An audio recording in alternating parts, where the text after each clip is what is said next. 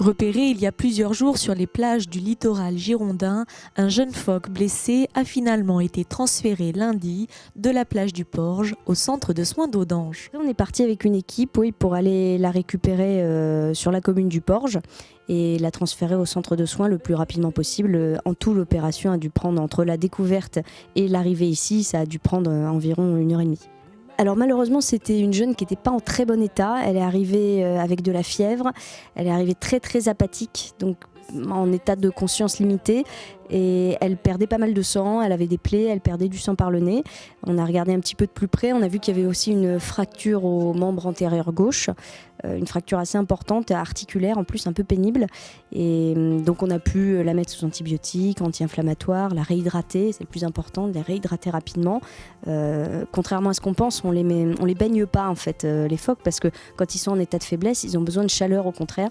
Et puis on a pu nettoyer les plaies et faire des sutures là où il y avait besoin. On ne peut que faire des suppositions sur la cause malheureusement des blessures. On sait en tout cas que les jeunes affaiblis sont trouvés à cette période-là, généralement parce que les parents les rejettent très vite. Et là, en l'occurrence, ça doit être une jeune qui a dérivé et qui est arrivée sur nos côtes alors qu'il y a peu de présence de phoques gris dans le coin. Donc elle a dû se retrouver perdue.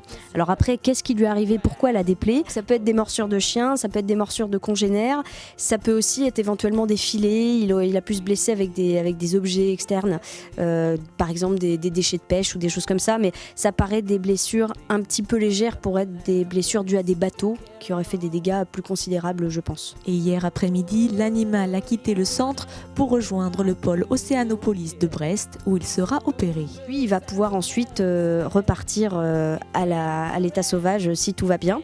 Et donc on va avoir la chance, j'espère, de le voir sur les côtes bretonnes d'ici quelques temps. C'est pas très régulier d'avoir des phoques au centre de la LPO, tout simplement parce que les phoques sont pas très réguliers sur les côtes girondines. Mais c'est une problématique qui va se poser de plus en plus. Donc on va, je pense, avoir de plus en plus à y faire face. Ça a été le cas déjà l'année dernière.